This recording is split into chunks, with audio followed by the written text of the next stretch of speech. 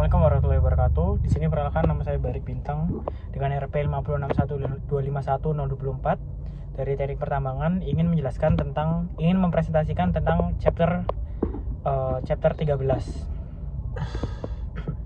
Yang pertama yaitu adalah superficial process. Superficial process adalah proses geomorfik yang terjadi di permukaan bumi akibat interaksi batuan, udara, dan air yang dipengaruhi oleh gravitasi. Proses utamanya meliputi pelapukan, erosi, transportasi, dan deposisi. Mayoritas bentuk lahan seperti gunung, lembah, sungai, pantai, bukit pasir, dan lain sebagainya dibentuk oleh proses ini. Mass wasting adalah salah satu bagian penting dari superficial process. Yang selanjutnya yaitu hubungan dengan sistem bumi. Mass wasting dan proses permukaan dipengaruhi oleh interaksi 4 atau sphere. Geosfer menyediakan batuan yang dilapukan dan dipindahkan. Hidrosfer menyediakan air hujan, tanah, es, gelombang laut yang memicu erosi dan massa jatuhan. Atmosfer yang menyediakan CO2 untuk pelapukan kimia, angin membentuk gelombang, dan bukit pasir. Biosfer akar di tanaman yang menstabilkan lereng, aktivitas hewan atau manusia, dan dapat mempercepat ketidakstabilan dari lereng. Yang selanjutnya yaitu introduction to mass wasting. Mass wasting adalah penggerakan massa tanah, regolith, atau batuan menuruni lereng akibat gravitasi. Gerakannya bisa sangat lambat atau creep hingga sangat cepat atau debris avalanche. Dampaknya sering diabaikan karena banyak terjadi bersamaan dengan bencana lain seperti gempa, badai, dan lain sebagainya, yang menyebabkan kerugian ekonomi dan korban jiwa yang sangat besar. Yang selanjutnya yaitu klasifikasi mass wasting. Klasifikasi didasarkan pada kecepatan gerak dari per tahun hingga lebih dari 400 km per jam. Lalu ada material atau bedrock atau soil, yaitu debris kasar, dan earth yang halus atau mud yang sangat basah. Terus ada tipe gerakan yaitu flow, bergerak secara fluida atau secara cair dan elastis. Terus ada slide yang bergerak di atas seperti bidang gelincir, transitional atau rational slump. Lalu ada fall atau jatuh bebas dari tebing. Selanjutnya yaitu faktor kontrol mass wasting. Faktor yang ditentukan ketidakstabilan lereng, yaitu kemiringan lereng dan relief yang semakin curam, lalu semakin tidak stabil.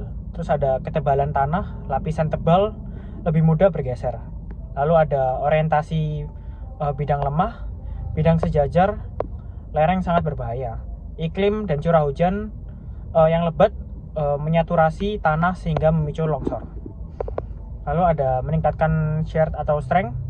Gempa bumi pemicu umum longsor yang sangat besar. Lalu ada air yang meningkatkan berat dan menurunkan shear strength melalui peningkatan tekanan pori. Yang keenam yaitu adalah jenis-jenis mass wasting umum. Pertama ada creep, yaitu pergerakan tanah yang paling lambat yang dipengaruhi oleh air dan siklus beku cair, ekspansi, kontraksi, dan aktivitas biota. Dampaknya terlihat pada tiang miring, dinding retak, atau pohon yang melengkung. Lalu ada yang selanjutnya yaitu flow. Earth flow adalah gerak tanah halus seperti fluida, sering setelah hujan lebat. Bagian atas sering mengalami rotational slump dan bagian bawah mengalir. Yang selanjutnya yaitu ada solifluction. Lalu yang ada pada daerah yang beku, permafrost. Jadi tanah beku bagian atas mencair saat musim panas, tetapi air tidak meresap ke permafrost atau tanah dan jatuh mengalir perlahan membentuk lobus. Selanjutnya yaitu ada debris flow, yaitu mengangkut material kasar terutama batu dan kerikil. Bisa sangat cepat terutama jika dipicu oleh hujan yang sangat ekstrim. Lalu ada mud flow, yaitu slurry lumpur yang seperti kayak silt, clay, and water. Terus ada debris avalanche, yaitu tipe yang tercepat yang saya bilang tadi. Lalu ada sangat destruktif, gerakan turbulen, kecepatan bisa ratusan kilometer per jam. Contohnya yang terjadi pada Peru, yang di Yungay itu. Lalu ada rockfall dan rock slide. Kalau yang rockfall itu jatuhan bebas, bongkahan atau batu yang dari tebing, dipicu pelapukan dan frost wedging, lalu menimbulkan timbunan halus di kaki tebing. Lalu ada rock slide, itu pergerakan slab batu di bidang lemah seperti bending plane yang bisa berubah menjadi rock avalanche jika kecepatannya sangat tinggi. Lalu ada underwater landslide, yaitu longsoran bawah laut yang dapat berukuran jauh lebih besar daripada di darat. Contohnya yang ada di Nuanu, debris avalanche yang di Hawaii, dan memiliki area runtuhan yang lebih dari 5.000 km. Lalu ada pencegahan dan mitigasi mass wasting. Jika untuk tanah, membuat drainase untuk mengurangi kejenuhan air, lalu tidak mengurangi kaki lereng secara drastis, dan membuat terracing untuk menurunkan kemiringan, dan revegetasi untuk meningkatkan shear strength. Lalu yang terakhir yaitu untuk batuan di tebing atau di pinggir jalan, yaitu menghindari orientasi bedding yang rawan longsor. Lalu ada menghilangkan batuan yang berpotensi untuk runtuh.